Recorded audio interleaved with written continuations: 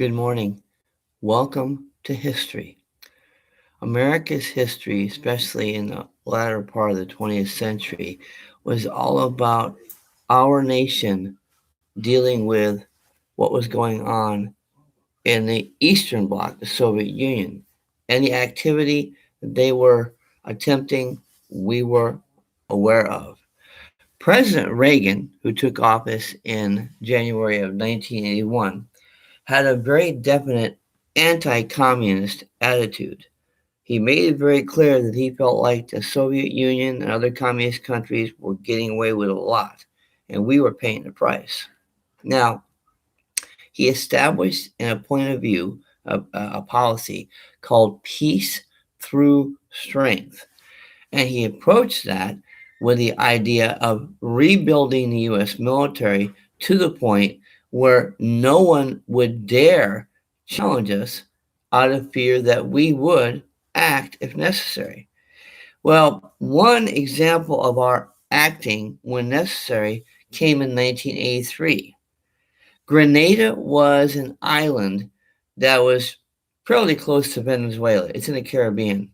And it had, ironically, a history with Great Britain. It was a British colony at one time, but the man who was the prime minister of Grenada in 1974, Eric Gary, happened to be out of the country for a while, and a Marxist group, which was a very strong element in that country, led by Maurice Bishop, overthrew him.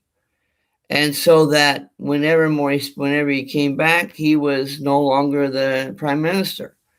When Eric Gary came back, he was no longer prime minister. Maurice Bishop took over and proclaimed the idea of making this country of his, leaning it toward Marxism. However, his own people, the people who supported him, didn't think he was moving fast enough. Bernard Cord was the guy who was the guy who was most influential in his world, and he was telling, he was telling Bishop, look, either you get to Marxism or one of two happens. You're going to be power sharing or you're going to be gone. And he didn't seem to listen to him. And so Maurice Bishop continued like he was. And finally, Bernard Cord overthrew Bishop, put him on house arrest. Well, Bishop was very popular with the people and found himself in house arrest, but the people had demonstrations and the crowd came and got him, took him away. And then as a result of him being taken away, the military was sent out to get him. And they finally captured him and several of his friends, brought him away from where they had taken. He had run away to a certain place. They took him back and executed him. So, great stuff going on in Grenada, right? Well, President Reagan, remember, anti-communist, had heard about that and knew that there were 600 medical students attending school down there. He was worried about their safety. He didn't want to have another Iranian hostage crisis.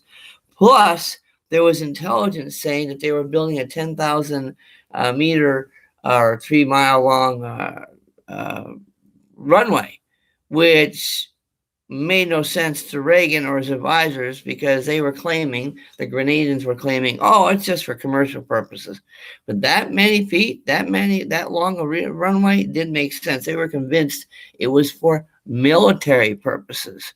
And what military purpose would it be? Well, since the Marxists in Grenada were lined up with Cuba and Moscow, they were convinced this was a refueling spot, that the Soviet Union could send planes in and stop there and then refuel and then go anywhere in the North American area, South America or North American area, and be a threat to us.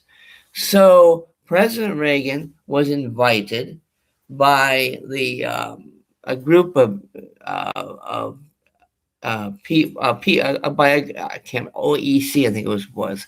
He was invited to go ahead and invade. The prime minister at the time, or the governor at the time, said, "Go on." Paul Coon was the governor. He was the British governor.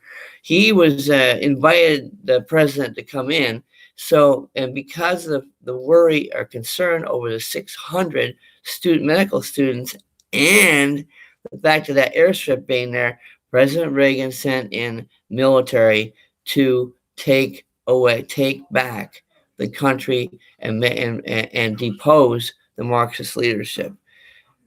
It was a success. The Grenadian people were liberated, and President Reagan was able to use the invasion of Grenada, which involved a lot of paramilitary and use of U.S. Force and Air Force and everything like that. This showed the world that if needed, if necessary, we would invade and take military action.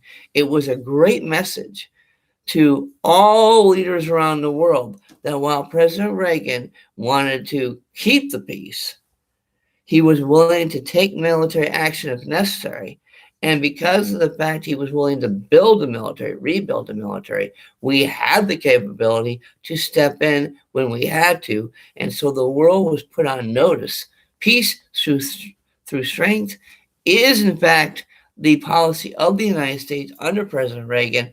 And they knew it because Grenada showed them that when necessary, he would invade if he felt like it was in the national interest. What's one national interest? We already know. 600 students were down there. Another national interest is that airstrip, which suggested the possibility of further activity by the Soviets and Cuban communists.